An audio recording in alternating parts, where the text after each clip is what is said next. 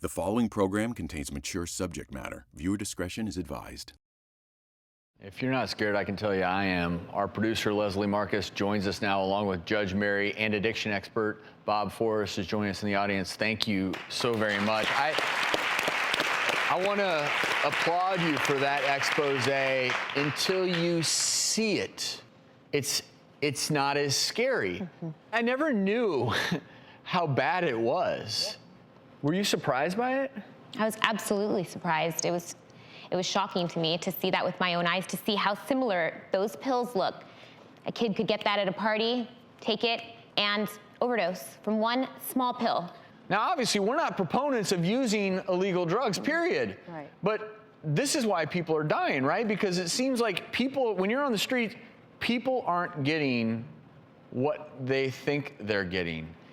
Right. No, they're not. And something that wasn't touched on the tape is carfentanil, and the DEA is very concerned with this.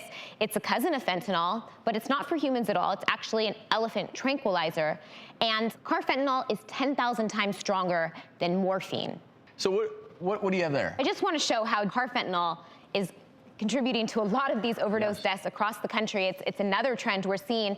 It actually, a dose could be so small, it could be shipped in the mail on the back of a postage stamp. And to show you how deadly it is, let me put this into perspective.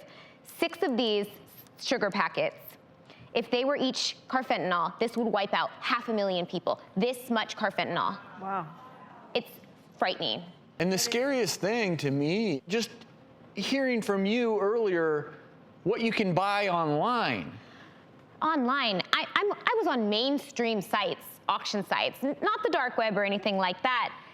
There are countless pill press machines for sale. These are illegal. You have to be registered with the DEA to have one of them, but they're still getting passed through the mail. Customs is trying to collect as many as they can, but they can't catch them all.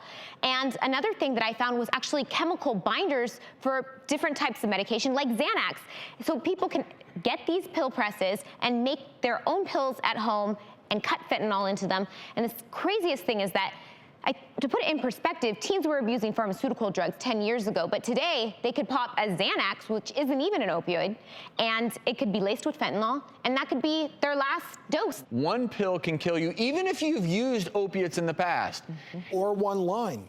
One line. Or You just don't do know a what line. you're getting because you think you're getting heroin, but really you're getting something that was made to tranquilize an elephant. Like, do you see the difference? There's a big, and they all look the same. Before we go to break, Bob, I want to go to you really quickly because I know that you were addicted for 12 years and you have gotten to a place where you're sober and you're looking at this entire epidemic from a very unique perspective. And you say your biggest concern are the teens. Yeah, it's been going on for like 5 years, and it's just frightening. I feel the same way you do. The carfentanil, what you can add to that, even if a first responder gets there, Narcan's not going to knock the fentanyl out of the person. They're going to need 2 or 3 or 4 shots of Narcan to be resuscitated. So it's like a tsunami of death across America, and we all have to work together. The judicial department, the chemical dependency clinicians, everybody, the medical profession, to work together to battle this plague. It's frightening. And that's what we're going to do throughout the show today. And you mentioned Narcan. I'm glad you did. And there are a lot of communities, and we'll talk later, that don't have enough, even if it were to work. So much to talk about here.